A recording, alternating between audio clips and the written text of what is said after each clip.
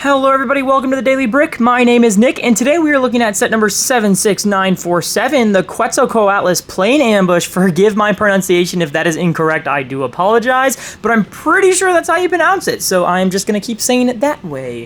This is actually a really cool set. Yes, you can see the Quetzalcoatlus actually isn't in frame right now. He is too big and too awkward to put on the spindle, so I'm just gonna have him off to the side. I obviously will review him separately. We're gonna take a look at the plane first, so that way you guys can see all the details on there. We'll go into the Quetzalcoatlus and then we'll go into the minifigs. For the main build, the plane is actually really good. They do have these detachable motors on the side where you can see the propellers, so that way you can have the minifig sort of work on those propellers if needed. You don't actually see that happen in the film. This plane is used kind of minimally throughout the film. There is a big action set piece with it, and that's when the Quetzalcoatlus does attack, so that is definitely really cool. Like I said, you can actually just take these propellers off just like that. They're just attached by 1x2 red clips right there, as you can see right there.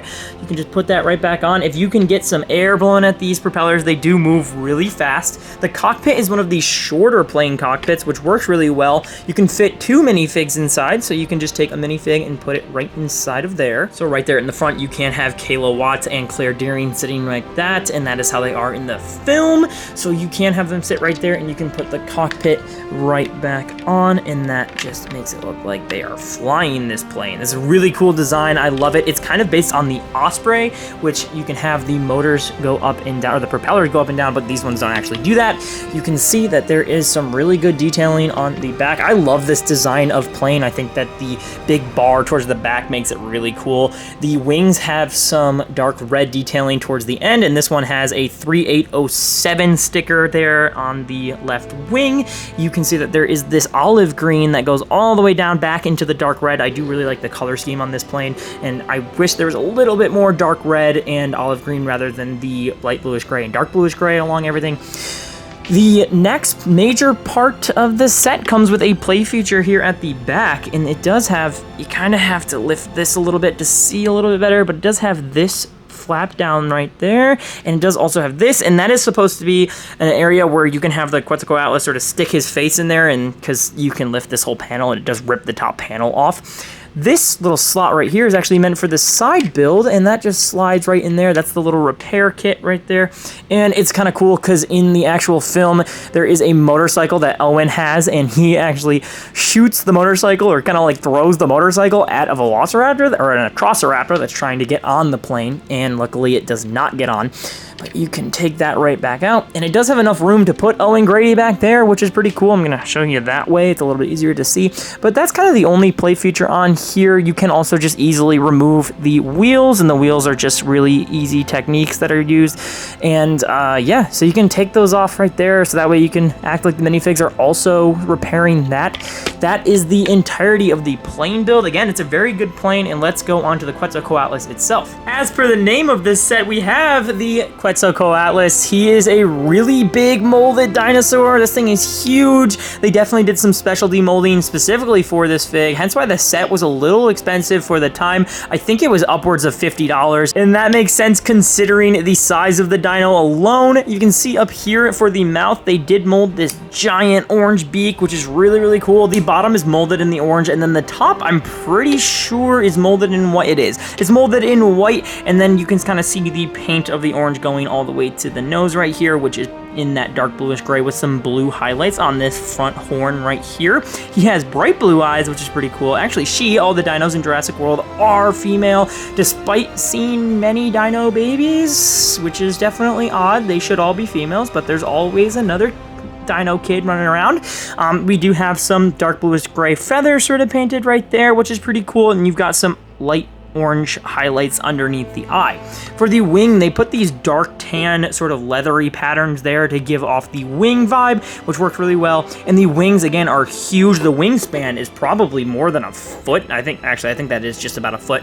It's pretty crazy to see. You can see the actual, like, the bones of the wing right there, and then you've got the claws on both the left and right. For the actual center, you can see that these are just attached via some ratchet joints, so you can just put those right back in. They can rotate up and down. They do make that pretty annoying clacking noise.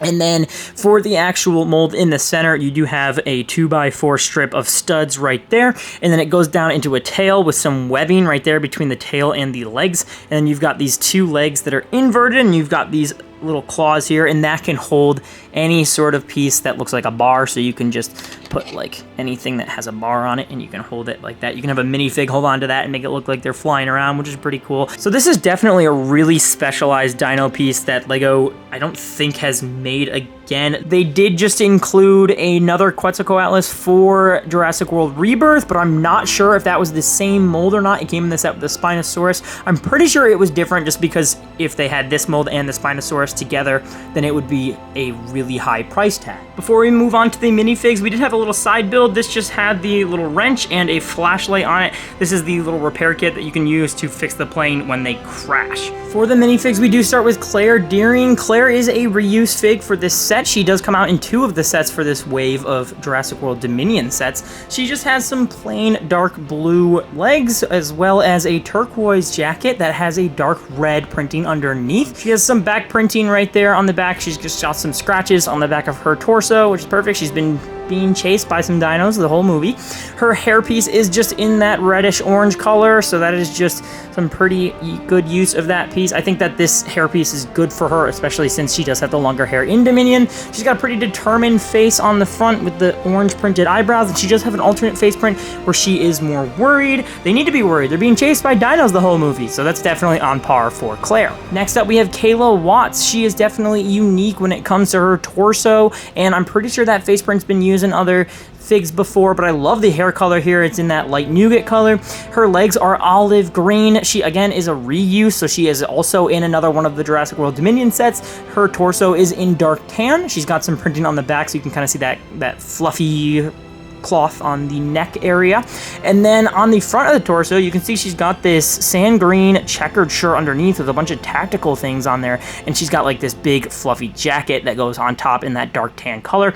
She does have 2 face prints as well, one more of a concentrated, just kind of meh face, and the other one does have a little bit, actually this one might be more concentrated than the other. She definitely has like more of a determined face on this side. She's also being chased by the Atrociraptors when she and Owen are crashed on the icy tundra area that they're in the film. Last but certainly not least, we have Chris Pratt's Owen Grady. The face being used here is the same face that we have gotten for any Chris Pratt characters in the last few years. He is the same face print being used for Star-Lord, and obviously Owen Grady is one of the most prominent ones that he gets made into. He's got just some plain dark blue legs as well, so no printing on there. And then, oh, I lied actually, he does have printing on the belt, so he's got some brown belt printing there, as well as a holster down there on his right leg. He does have a little accessory of a fire extinguisher. He's got that gray shirt that he usually has on, so pretty boring. He's got a more determined face on one side with the stubble, and then on the other side he's just got a little bit of a smirk.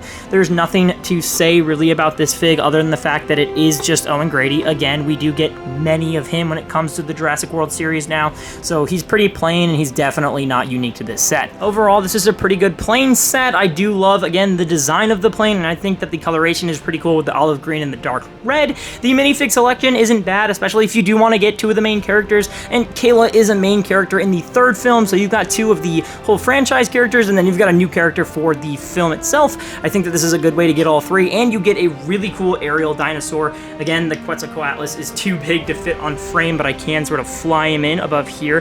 He is the entire wingspan of the plane as well, so if you were to put him on top, he would be sitting on top comfortably, and I'll just leave him there for the rotation so you guys can see him. But yeah, that's going to be all for today. Thank you guys very much for watching, and we will see you in the next one.